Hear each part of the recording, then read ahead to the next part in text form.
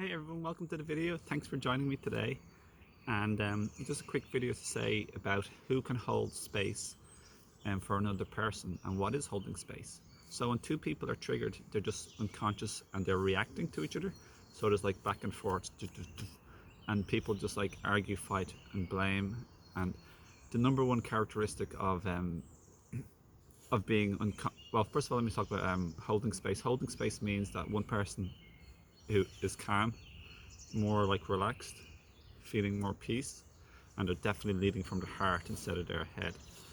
And what does they help the other person to become aware of themselves, of their thoughts and their emotions, and their reactions or their potential, their trauma, and where their reactions are coming from, where their pain and their hurt is coming from, which is affecting their emotions and their mind.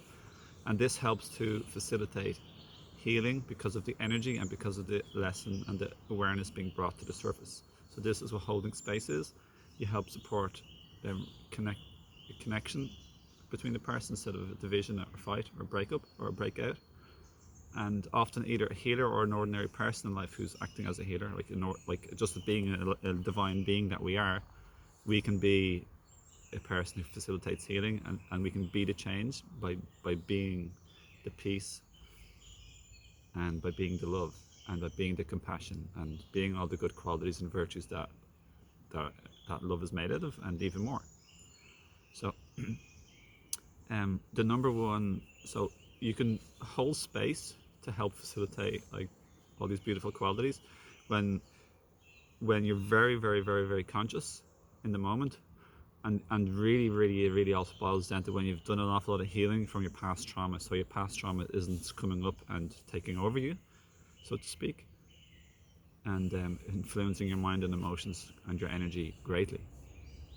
So it typically requires an awful lot of healing to be able to hold space when in the midst of or at the beginning of a potential conflict or argument, or even just to be like, it's easy to do if you're working and you have a client, because there's nobody triggered or really upset with you or angry at you or like sad with you, and or projecting with you and acting from the unhealed trauma against you. So it's easy if you're just like working as a therapist or a healer, an energy healer or whatever the case may be, and with someone who's paying you for your services because they're coming to you in a very happy, jolly, appreciative spirit. But if it's somebody like your soul partner or someone who's acting like a very important person in your life who facilitates your triggering, which isn't fun, but when people who bring up your stuff and press your buttons, that's a different story, because that's when we're really truly tested. So yeah, that's what holding space is. And so only when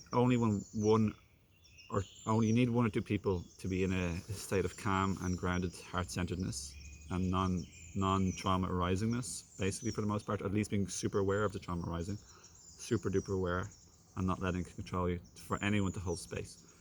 So that takes a lot of work. And usually what happens is one or two people, usually two people, one person starts off unconscious reaction with trauma coming up, and then there's projection. And then the other person, who may have been feeling peaceful in the first place, will then get triggered and riled up, and they may feel certain things like criticism, trying to be controlled, attacked, put down, belittled, not appreciated. I've felt all of these things in the past, when I wouldn't be triggered first, but then I'd get triggered in response. So we're both helping each other to see things and to feel things that had previously been somewhat suppressed, but kind of suppressed or hidden, or under the surface, at least properly. They're under the surface. So yeah, I really hope you liked the backdrop to my video. I've deliberately come here to help create a nicer space and energy for you to enjoy this message and to receive this message as well. Yeah. So thank you, and please do like, share, and subscribe, and comment any of those. And thank you, yeah, support the channel and the message. But one last thing, the epitome and what being unconscious typically totally involves, or we call it being your ego, the prime characteristics of not holding space, which is being in your pain body or ego, or 3D, you could call it as well, is to project, which means to blame and look at the other person, and you did that, you didn't do that, you're just doing this, you always do that.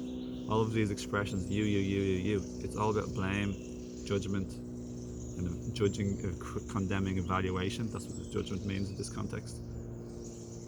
Yeah. So when we more 5D version is more heart-centered, calm, aligned, peaceful.